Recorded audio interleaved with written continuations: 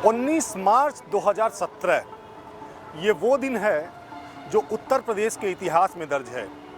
इसी दिन उत्तर प्रदेश के मुख्यमंत्री योगी आदित्यनाथ ने उत्तर प्रदेश में शपथ ली थी मुख्यमंत्री पद की, और उनके शपथ ग्रहण के ठीक 21 दिन बाद 11 अप्रैल 2017 को हनुमान जयंती थी। हनुमान जयंती के अवसर पर प्रधानमंत्री नरेंद्र मोदी ने अपने सभी पार्टी के सांसदों और पदाधिकारियों को संबोधित किया था। उस समय उन्होंने बीजेपी के तमाम सांसदों, नेताओं और पदाधिकारियों से हनुमान बनने की अपील की थी। उन्होंने हनुमान जी के बारे में बताते हुए कहा था कि हनुमान जी का मतलब है सेवा, हनुमान जी का मतलब है समर्पण। हनुमान जी के एक एक गुणों की व्याख्या प्रधानमंत्री नरेंद्र मोदी ने 11 अप्रैल के अपने उस संबोधन में की थी।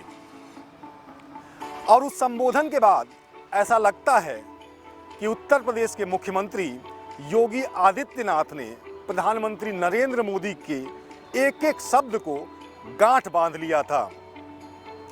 2017 से लेकर 2023 तक योगी आदित्यनाथ प्रधानमंत्री के कहे हुए उन एक एक शब्दों को बखूबी निभा रहे हैं, उनके पद चिन्हों पर बखूबी चल रहे हैं। पिछले 6 सालों में हालांकि बहुत सारी अग्नि परीक्षाएं योगी आदित्यनाथ ने दी हैं, लेकिन इन अग्नि परीक्षाओं से गुजरने के बाद उन्होंने साबित कर दिया है कि 2017 में प्रधानमंत्री नरेंद्र मोदी ने जो कहा था कि बीजेपी का एक एक नेता हनुमान बन जाए, तो पिछले 6 सालों में अगर किसी ने हनुमान बन के दिखाया है तो वो योगी आदित्यनाथ ही हैं। हनुमान जी यानी सेवा, हनुमान जी यानी समर्पण, निर्विकार समर्पण। भक्ति का वो रूप था जिसमें सेवा ही परम धर्म बन गया। जब वो समुद्र को पार कर रहे थे तो मैनाक पर्वत उन्हें बीच में विश्राम देना चाहता था, लेकिन संकल्प सिद्धि से पहले हनुमान जी के लिए शिथिलता की कोई गुंजाइश नहीं थी। अपने लक्ष्य की प्राप्ति तक उन्होंने आराम नहीं किया। जब हनुमान जी समुद्र पार कर रहे थे तो बीच में मैनाक पर्वत उन्हें विश्राम देना चाहता था, लेकिन संकल्प सिद्धि के पहले हनुमान जी के लिए शिथिलता की कोई गुंजाइश नहीं थी। अपने लक्ष्य की प्राप्ति तक उन्होंने आराम नहीं किया। 11 अप्रैल 2017 को प्रधानमंत्री नरेंद्र मोदी हनुमान जी के जिन गुणों की चर्चा कर रहे हैं वो हर एक गुण किस नेता में मौजूद है। जिस तरह हनुमान जी ने कभी किसी से कुछ नहीं लिया, जिसके लिए सेवा ही परम धर्म है, कौन है वो नेता? तो आइए हम आपको बताते हैं। कौन है मोदी के हनुमान? किसके लिए है सेवा सबसे बड़ा धर्म? किसने अपना सर्वस्व जीवन परोपकार के लिए समर्पित किया? जनता का सेवक बनकर कोई मोदी के मिशन में अगर हनुमान की भूमिका में है तो वो हैं यूपी के मुख्यमंत्री सीएम योगी आदित्यनाथ।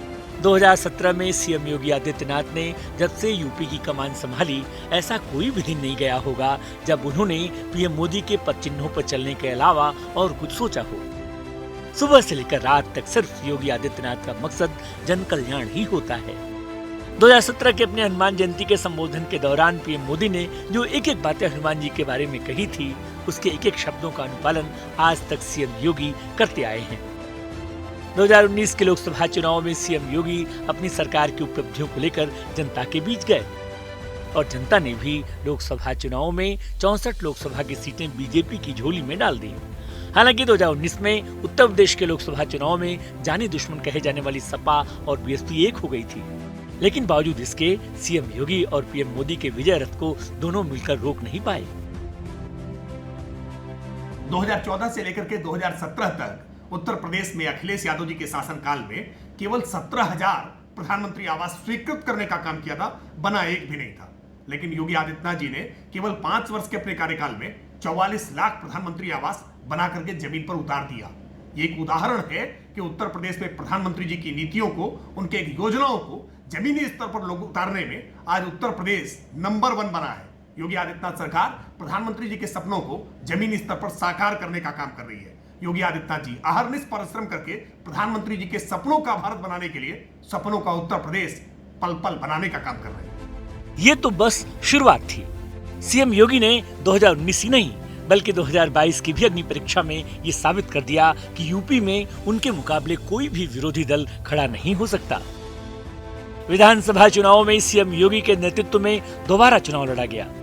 सपा, बीएसपी और कांग्रेस तीनों विरोधी पार्टियों ने जान लगा दी कि दोबारा किसी भी तरह योगी आदित्यनाथ को सीएम की कुर्सी तक पहुंचने से रोका जाए। लेकिन इस बार भी चुनाव परिणाम ने लोगों को अचंभित कर दिया।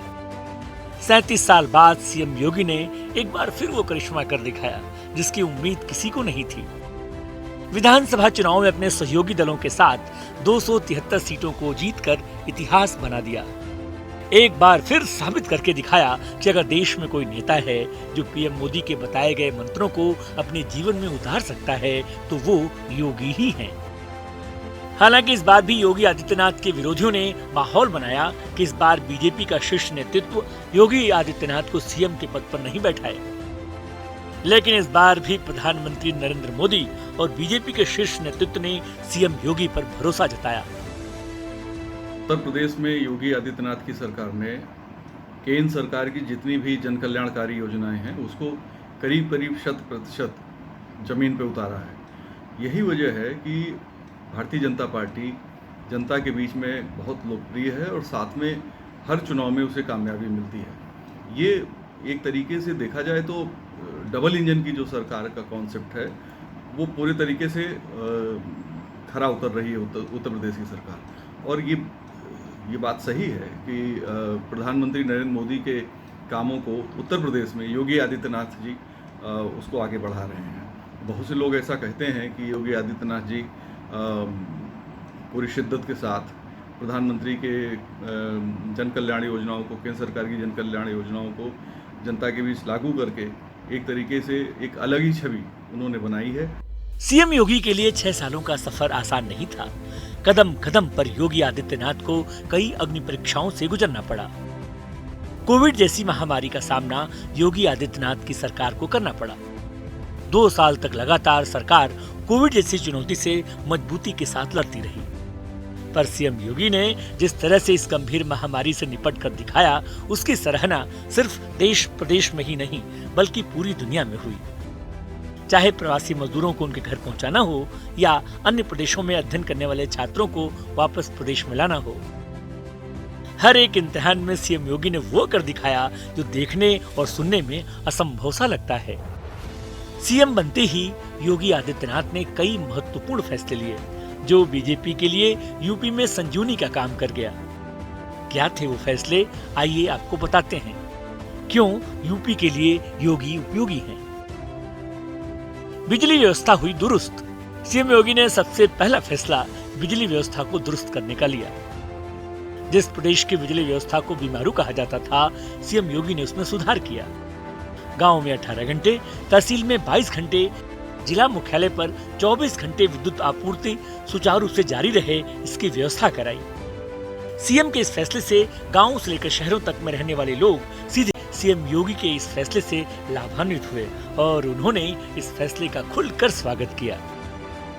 माफियाओं का खात्मा।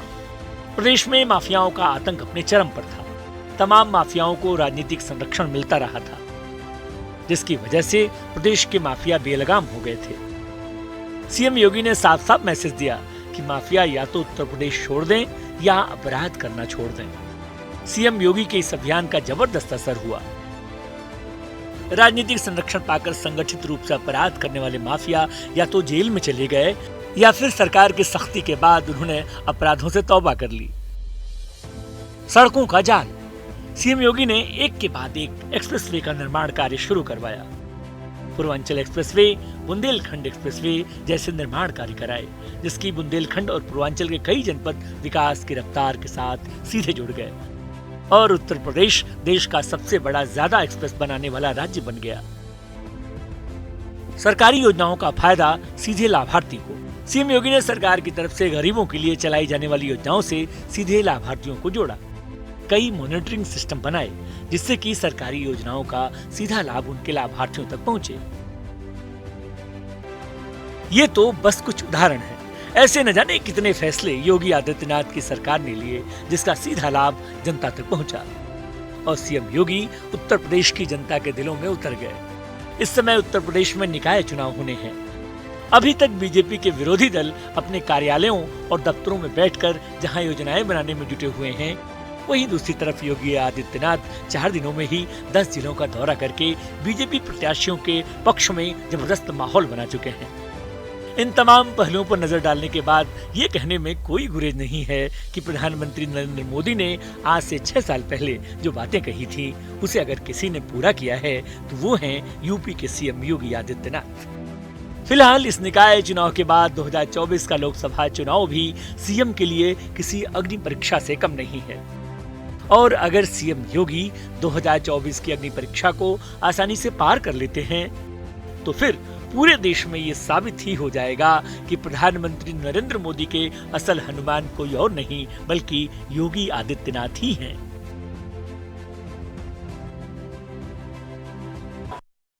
निकाय चुनाव में सभी सियासी दलों ने राजनीतिक शतरंज पर अपनी अपनी बिसात बिछा दी है।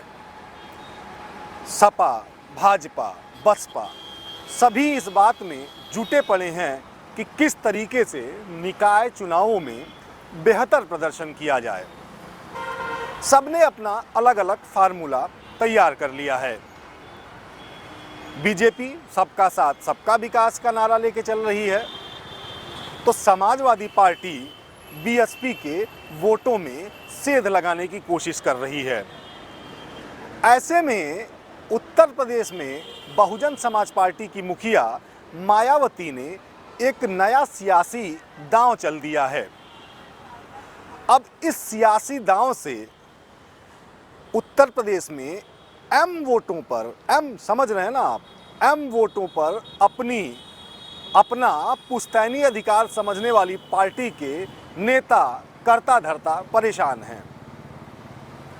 दरअसल मायावती ने 17 नगर निगमों के पदों पर 11 मुस्लिम प्रत्याशी उतार दिए हैं।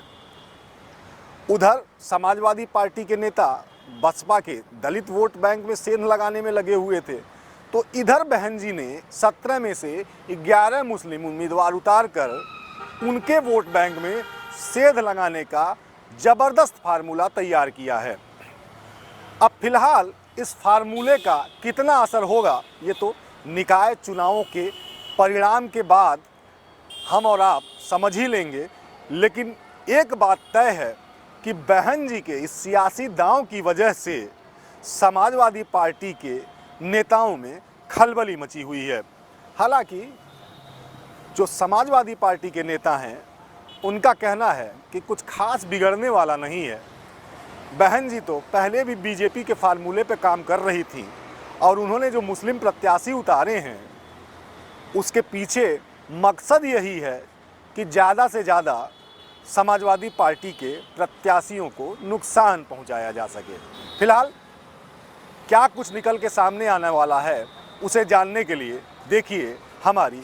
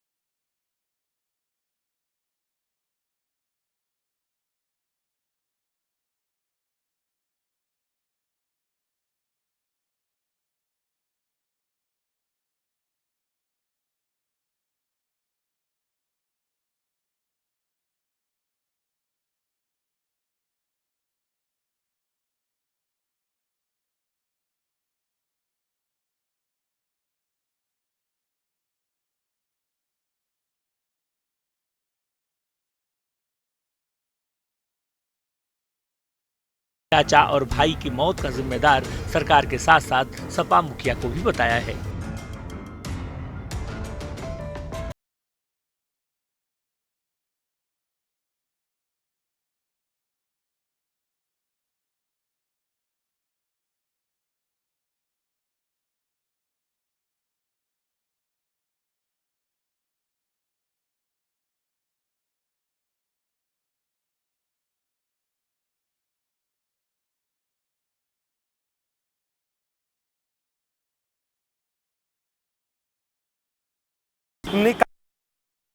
मुख्यमंत्री योगी आदित्यनाथ के बंगले के ठीक बगल में रहने वाले, यानी उनके ठीक बगल में रहने वाले को पड़ोसी कहते हैं, उनके पड़ोसी मंत्री के ऊपर आजकल उनके बंगले के मनहूसियत की छाया पड़ गई है। ऐसा हम नहीं कह रहे हैं, ये लखनऊ के सियासी गलियारों में इस समय चर्चा का सबब बना हुआ है। दरअसल 10 साल से मंत्री जी की पत्नी मेयर थी। पहले तो भारतीय जनता पार्टी ने उनका टिकट काट दिया। अभी मंत्री जी अपने गुप्तचरों को लगाकर ये ढूंढवाने की कोशिश कर रहे थे कि उनकी पत्नी के टिकट कटवाने के पीछे कौन लोग हैं। तब तक 2022 में उनके विरोध में चुनाव लड़ने वाले समाजवादी पार्टी के एक नेता को बीजेपी के कुछ नेताओं ने पार्टी ज्वाइन करा दी। अब समस्या ये है कि पत्नी का मेयर पद तो चला ही गया है और उनके विरोधी की पार्टी में एंट्री भी करा दी गई है। लिहाजा मंत्री जी इसी बात से परेशान हैं कि कहीं ये जो राजनीतिक रणनीतिकार हैं उन्होंने दूर तक सोचकर ऐसा तो नहीं किया कि उनके विधानसभा में उनके खिलाफ चुनाव लड़ने वाले उनके प्रतिद्वंदी को पार्टी ज्वाइन करा दी। फिलहाल कहने वाले यही कह रहे हैं कि इसके पीछे और कोई नहीं बल्कि जिस आवास में मंत्री जी रह रहे हैं उस आवास की मनहूसियत और उस आवास की से जुड़ी हुई जो कहानियां हैं वही सबसे बड़ी वजह है। फिलहाल मंत्री जी का आगे क्या होगा, क्या होने वाला है, ये जानने के लिए आप देखिए हमारी पूरी।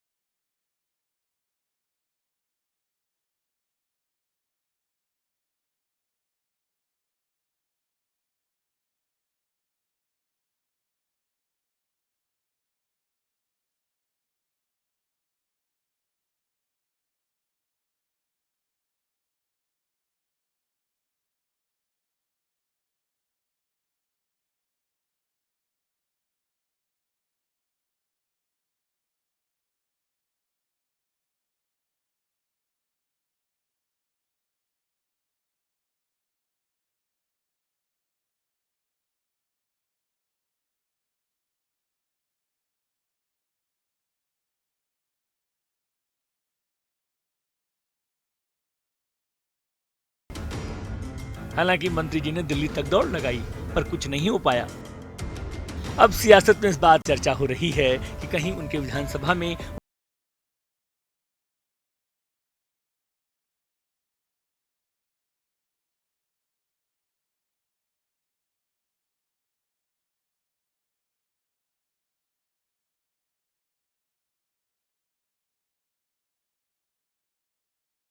यूपी बीजेपी अपने बागी नेताओं के खिलाफ एक्शन लेने की तैयारी में है। खबर आपको सुन के थोड़ी सी हैरानी होगी। दरअसल निकाय चुनाव में जिन प्रत्याशियों को या जिन उम्मीदवारों को टिकट नहीं दिया भारतीय जनता पार्टी ने, उसमें से बहुत सारे उम्मीदवारों ने पार्टी से बगावत कर दी। कई जगह बीजेपी के कार्यकर्ताओं ने या उनके पदाधिकारियों ने निकाय चुनाव में निर्दलीय पर्चे भी भर दिए। लिहाजा अब बीजेपी का जो संगठन है वो इस घटना को लेके काफ़ी सचेत हो गया है। भारतीय जनता पार्टी चाहती है कि अब इस बार इन बगावत करने वाले कार्यकर्ताओं, नेताओं, पदाधिकारियों को ऐसा सबक सिखाया जाए कि इनका हश्र देख के आने वाले वक्त में कोई भी भारतीय जनता पार्टी के फैसले पर, यानी संगठन के फैसले पर सवाल ना उठाए। फिलहाल इसकी विधिवत तैयारी भी कर ली गई है, रूपरेखा बना दी गई है, बाकायदे ऊपर से नीचे तक लिस्ट भी बना ली गई है। हालांकि पहले चरण में बागियों को मनाने की कोशिश की गई थी। बहुत सारे बागियों ने, जो तमाम वरिष्ठ नेता थे, उनकी बातें भी मान ली थी, लेकिन फिर भी एक लंबी चौड़ी लिस्ट है जिन्होंने इस बार निकाय चुनाव में बीजेपी से बगावत की है। तो फिलहाल कड़ा फैसला लेने जा रही है भारतीय जनता पार्टी अपने ऐसे बगावती नेताओं के खिलाफ।